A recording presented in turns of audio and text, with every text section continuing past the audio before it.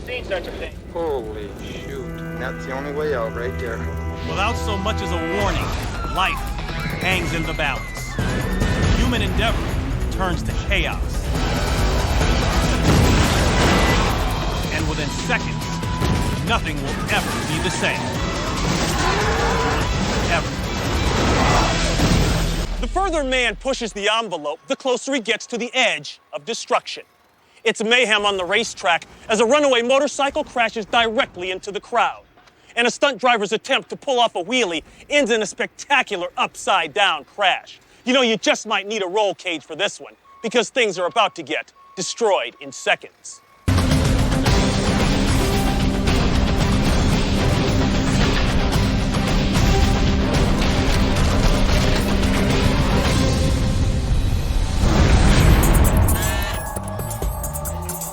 At this computer store in Eugene, Oregon, hard drives aren't the only things known to crash.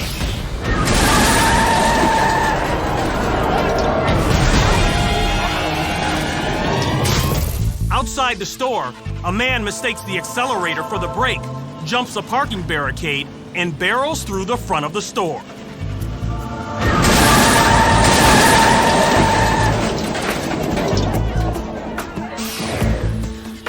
The 3,300-pound vehicle careens toward the clerk. The employee is thrown back by the force of the crash. As the driver hits the gas, the spinning tires melt the carpet.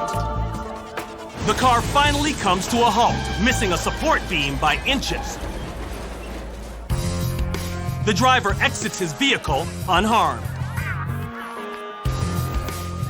Emergency crews arrive within minutes, and cleanup begins immediately. The clerk suffers a minor concussion, but things could have been much worse. A clear laminate coating prevents the glass door from shattering into dangerous shards. Instead, the door acts as a shield, protecting the clerk from the full impact of the crash. After a full investigation, the police decide not to cite the driver in this crash.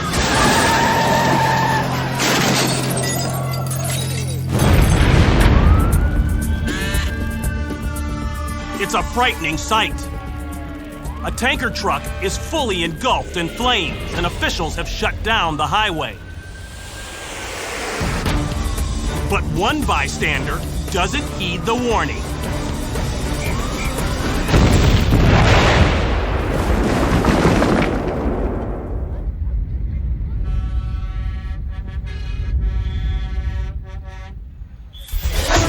The tanker is filled with hexane, a highly volatile chemical that erupts in a massive explosion. The blast is triggered when the hexane inside the tanker begins to boil at 156 degrees Fahrenheit. Sections of the tanker are launched nearly 1,000 feet away.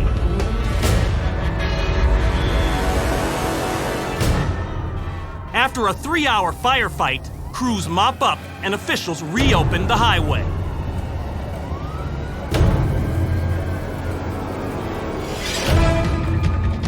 Fortunately, the tanker driver fled to safety before the blast. As for the man who was dangerously close to the explosion, he's enveloped by scorching heat, but escapes unharmed.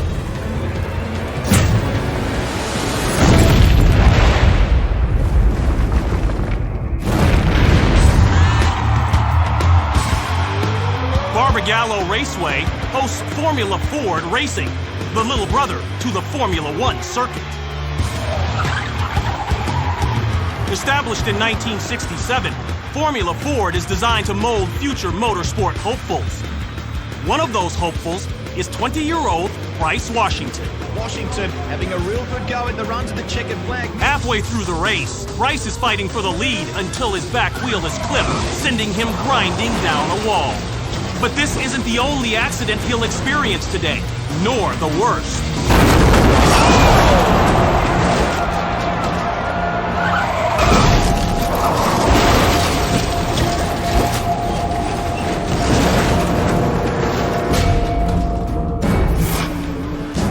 over a blind hill, Bryce slows down at the sight of the flag, but the racer behind him doesn't.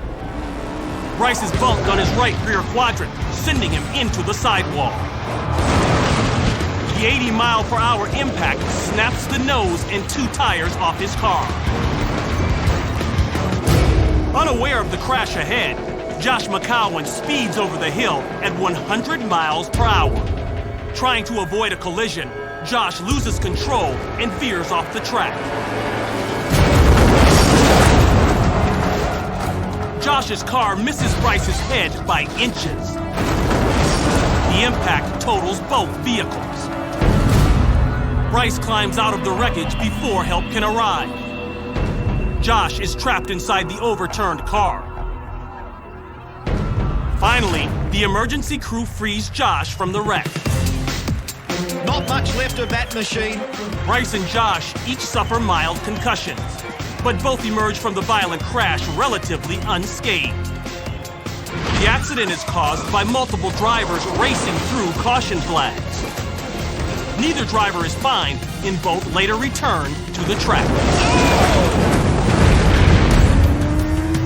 It's a long trek to Lost Lake, Alaska. But if snowmobiling is your passion, you won't be disappointed.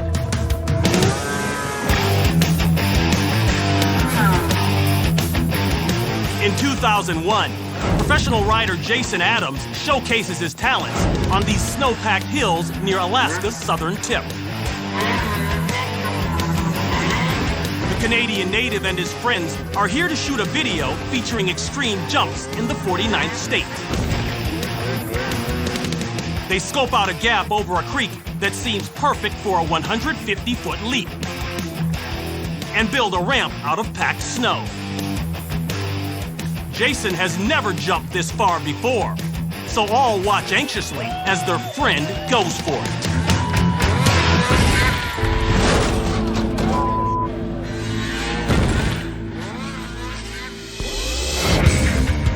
Jason hits the ramp at roughly 50 miles per hour. He aims for the flat landing area, but comes up about 10 feet short. Since snowmobile jumping is relatively new at the time, guesswork is used to build the 3-foot-high ramp. But it isn't high enough or long enough to give Jason the arc he needs to reach the landing area.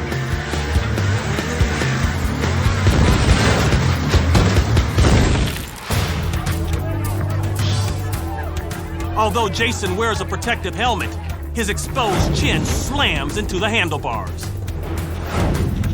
The nearest hospital is 20 miles away. Fortunately, he survives the ordeal. The 27-year-old splits open his chin, shatters his jaw, and loses 18 teeth. 3 years later, Jason puts his stunt riding days behind him. Today, he sells snowmobiles and mentors young riders on how to operate them safely.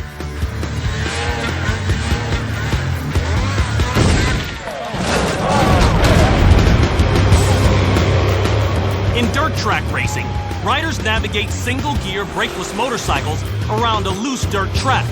Speeds can reach 120 miles per hour. Tonight, Bobby the Blaze Hedden is wearing red jersey number 1. He's been a speedway racer for 20 years.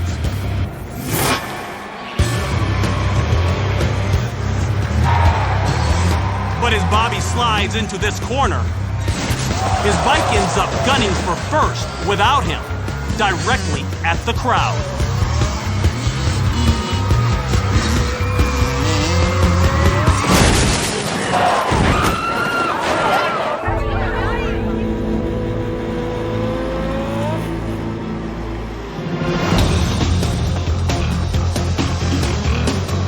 Jammed throttle causes Bobby to enter the turn at too high a speed and lose control. As he falls off, the engine kill switch is automatically pulled, but it malfunctions. The engine keeps on accelerating due to the stuck throttle. A gyroscoping motion helps the bike right itself. track personnel scramble as the driverless bike speeds 250 yards down the center of the speedway. The 180-pound machine heads straight for the bleachers at roughly 45 miles per hour. It jumps the 4-foot barricade and into a crowd of fans. Bobby hitches a ride to the far side of the track and is relieved to learn not one fan has been injured. Fortunately, the Blaze escapes with only minor bruises, but his $10,000 bike is totaled. Bobby didn't realize it at the time, but his kill switch had malfunctioned due to an earlier accident.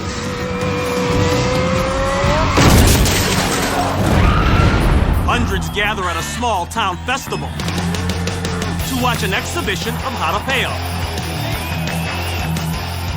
a traditional form of Mexican bull riding. In jarapeo, riders hold on with two hands for as long as they can.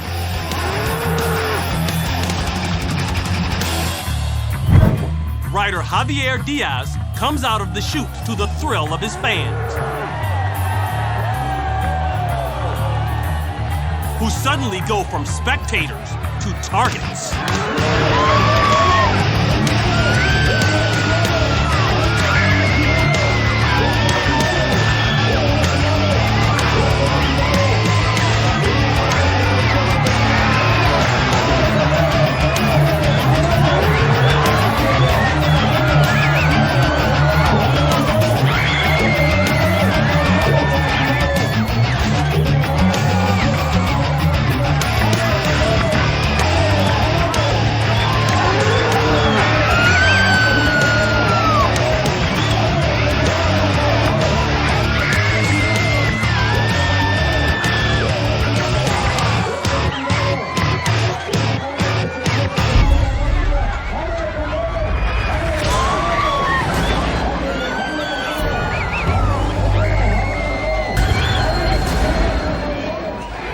Seconds into the ride, the bull upends the fence, slamming Javier into the bars. The bull then takes aim at the crowd. The animal goes on a rampage, trying to gore everyone in sight. This man takes a direct hit to the stomach. Another man is knocked off his feet. A rodeo clown runs for his life. After 90 chaotic seconds, the bull is finally caged in and the mayhem brought under control. Despite the repeated attacks, no one is seriously injured.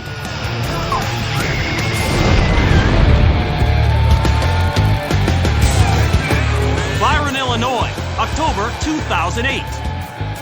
Drivers compete for a $10,000 purse to see who can pull off the biggest, baddest wheel stand. To perform a wheel stand, you get a rear-wheel drive car, outfit it with the largest engine you can, lock the trans brake, then let her rip.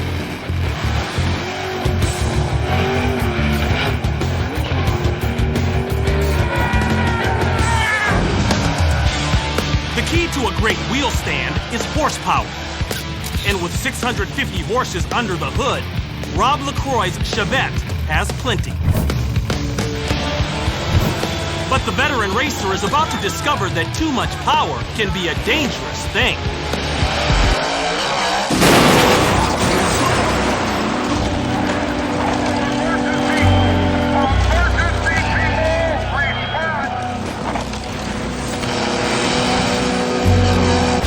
LaCroix's powerful engine flips his 2,100-pound car over onto its roof.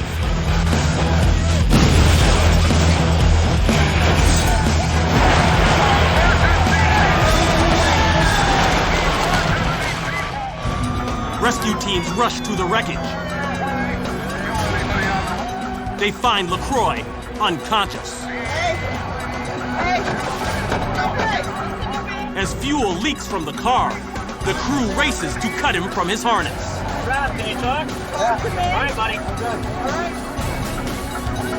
The team attempts to stabilize LaCroix, but he declines additional medical treatment.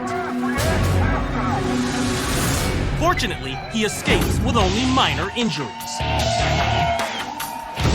His $30,000 Chevette is totaled.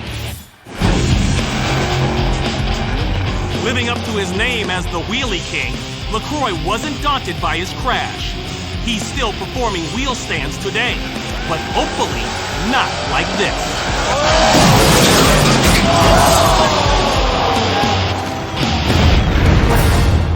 Beartooth, Montana.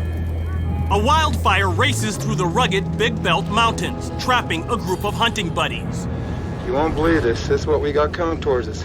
Ron Michelson can only watch through his camera lens as the 7-mile-wide blaze completely blocks all paths of escape.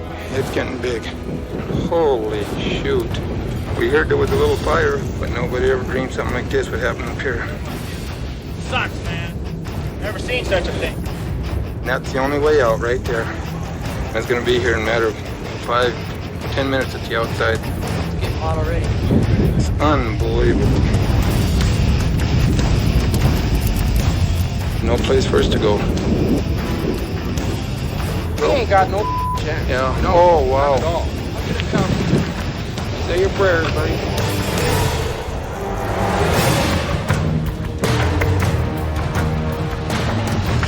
The wind-whipped flames envelop the campsite, igniting boxes of ammunition. There's bullets going off. Propane bottles. Hey, those are live rounds going up. Get out of that, guys! Hey! Grab some blankets. If we have to, we'll wet them down and lay in the creek. As the inferno closes in, the men's concern turns toward their horses. Get your coat and let's get in the creek. Well, I'm letting those horses go before I go anywhere. They believe releasing the animals gives them the best chance for survival. Cut the rope and just let them go. After setting the horses free, Ron says his final words before diving for cover. Okay, here it comes. Gotta sign off now. We gotta go.